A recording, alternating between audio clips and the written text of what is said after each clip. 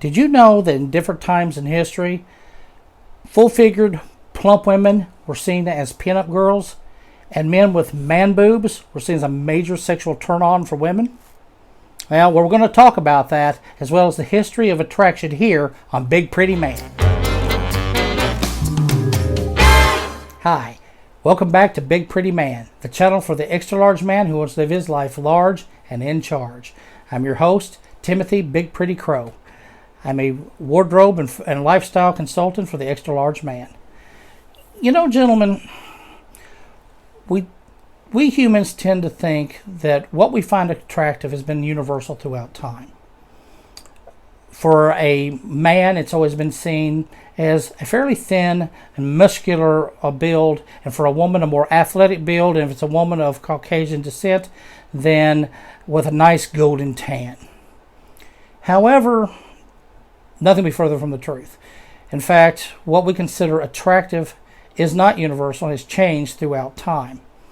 The truth is that just a little over 100 years ago, go back to the late 19th century, a thin man, skinny man, and a athletically built woman with a tan would not have been considered very attractive at all. In fact, it would not have been seen as a very good match. Period. Now, to understand this, we have to kind of delve deep into the human psyche. Yeah, we got to go deep on this and go into the psychology of what humans find attractive and why. And basically, when you do that, you have two factors. We have the biological and we have the sociological. Now, with the biological, that one's a little more straightforward. What we find appealing, what we find attractive in the opposite sex is based upon the need to reproduce, and not only reproduce, but to pass on our genetic material to the best candidate. Therefore, we look for these traits in the opposite sex that show that they could be the best candidate to carry on, to put forth the best offspring. Now, that is most likely to survive and replenish the species. Well, we share this with every other creature on the planet. For men, we're of course looking for those traits of a mother, a good mother. So we're looking for, good full breasts.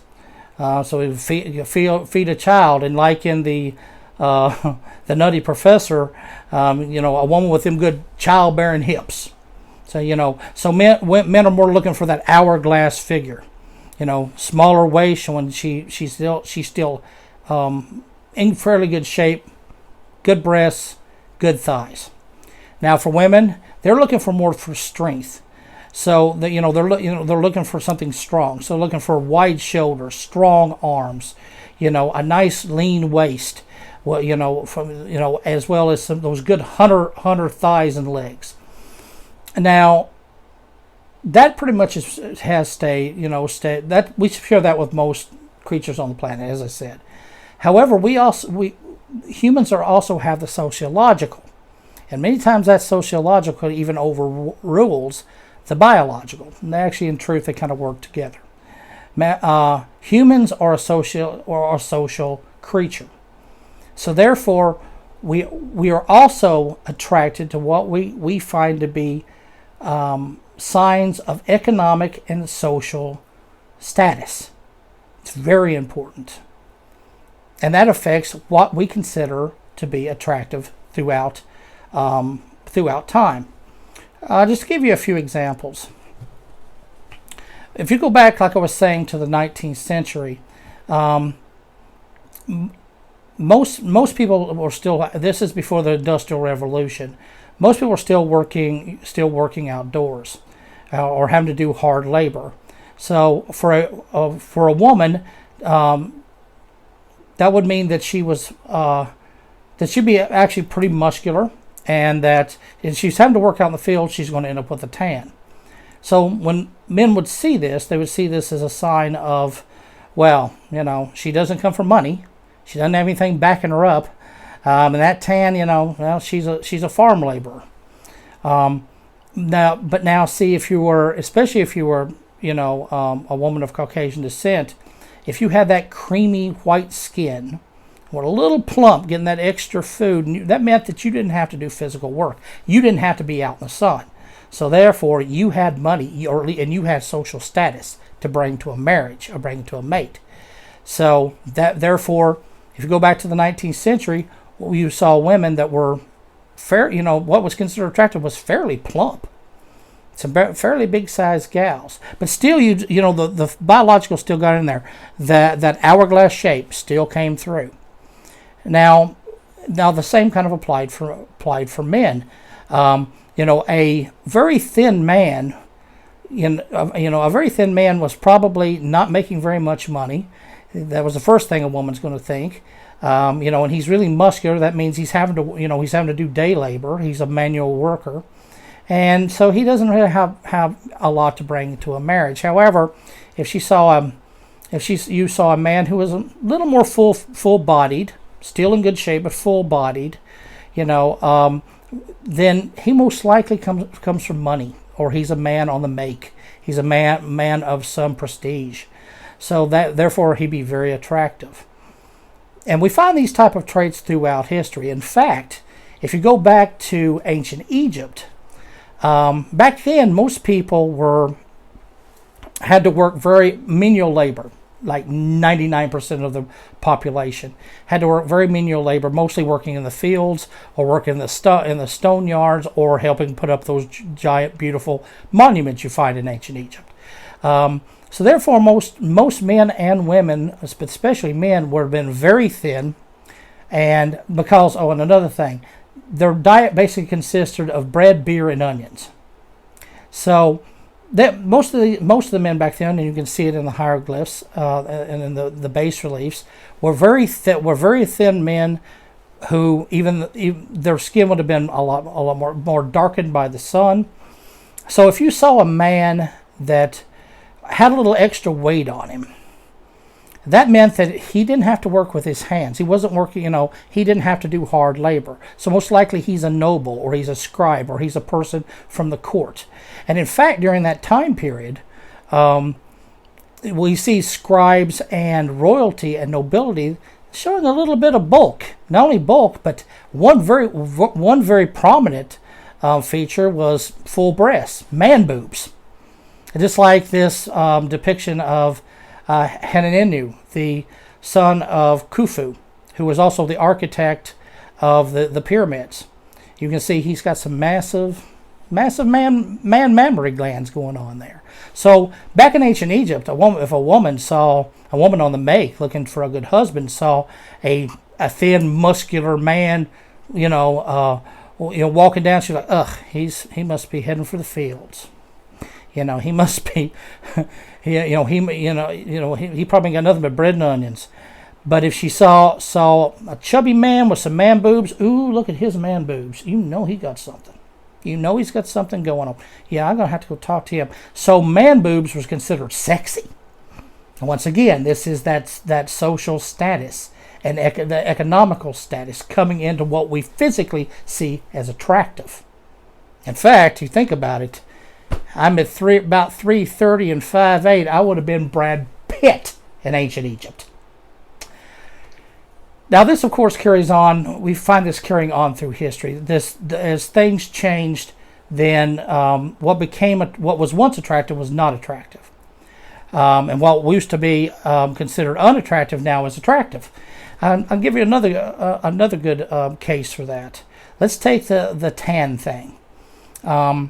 And like I said earlier, back in the 19th century, a woman with, and even up into the early 20th century, a Caucasian woman or a woman of European descent with darker skin, tan skin would not have been seen as attractive. They wanted to go for that more lily white look. But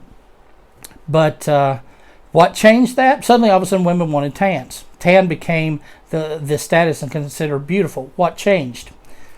One thing. The jet set. When commercial travel came in, the rich and the famous started wintering in places like the Caribbean and the Riviera, and they was getting tans. So therefore, the tan then, if you came back from wintering, you got a nice tan. That showed that You come from some money, or you come from some sort of higher social status. So therefore, everybody wants to look like the celebrities and the wealth. So they start, all of a sudden, everybody started tanning. Pretty soon, you had tanning beds, and you find this type of traits running throughout history. So now we're up to today. So why is it that we find someone to be, with so many people that are obese or overweight in the world, especially here in America, why is it that we see the athletic build to be so attractive? In fact, even the very thin build among men now to be very attractive. Well, the reason is because we no longer have to work so much in fields, and even manual labor has been taken over by mechanization. So we have a much more sedentary lifestyle. And nowadays, it's actually, we battle with our weight. Nowadays, it's actually much hard. It's expensive to actually get into shape. You're talking about you have to join a gym. You're talking about you have to buy the proper food, which is much more expensive. In fact, a study done a few years ago showed that that people who were overweight, the majority of which were lower middle class to lower class, were actually suffering from malnutrition. Why? Because they were basically exist on processed foods, which are full of sugar, full of fat, full of salt, and carbohydrates, and starch, and that just throws unwanted calories and unwanted weight on you. To actually be in shape means, one, you have time to work out, meaning you have a job that allows you that type of time. It also means that you are able to go to Whole Foods or some of these other health foods to get good healthy food. So therefore, even today, a person in good shape, it's still as much a status symbol than a biological signifier of what's attractive. Okay, I know what you gentlemen are probably saying. Big Pretty, why are you giving us this history lesson? Why are you telling us about what was considered attractive 3,000 years ago or 150 years ago? What about today? How's that going to help us today? Thought this channel was supposed to be for the extra large man to reach his highest potential, to be large and in charge, to go beyond handsome to pretty, just like you. Well, the reason I'm telling you is because Schoolhouse Rock and G.I. Joe had it right. Knowledge is power, and knowing is half the battle. Man, that really dated me, didn't it? Yeah. But when we know these biological and social traits that affect what people see as attractive, we can use them, manipulate them to put forth our own impression of both a biological and social worth. And let me tell you, when it comes to this type of manipulation, I have to take my bowler hat off to the women of the world, because women are the absolute masters of this type of manipulation. Think about it. Push-up bras, padding, high heels, hair extensions, makeup, the long nails. And the long nails actually is another one of those things. Start off as an economical status, because it showed that you didn't have to use your hands, that you didn't have to work with your hands. But women took it and they run with it. Even the cut of their clothes. Women are absolute masters of taking the biological sexual traits and the socio-economic value traits and combining them into one perfect package. And no wonder we seem to be surrounded by absolutely beautiful women at every turn. Now, men do this as well. Or average sized men do this as well. Through the cut of their clothes, through their hair and the hair gel and the tanning. But it's a little more subtle than with women. Well, guess what? We big men ain't got time to be subtle. And we need to take a page out of the women's playbook and use every type of dress and every type of social signifier that we can use to make us look not only socially, have social status and social worth, but also to give the impression, I won't call it the illusion, but give the impression that we also have those biological traits that people find attractive. Now, true, often this impression is being held up by a lot of hidden scaffolding. And in my next video, in fact, that's what we're going to get into. So, so please stay tuned, because in the next video, I'm going to go over certain tricks and certain wardrobe tricks that you can do to make you appear, no matter your size, no matter your shape, to have that more ideal male physique shape that people find attractive. So do me a favor, if you're enjoying this video, if you're enjoying my big mouth, hit that subscribe button and please give me a like. And and until next time, stay pretty.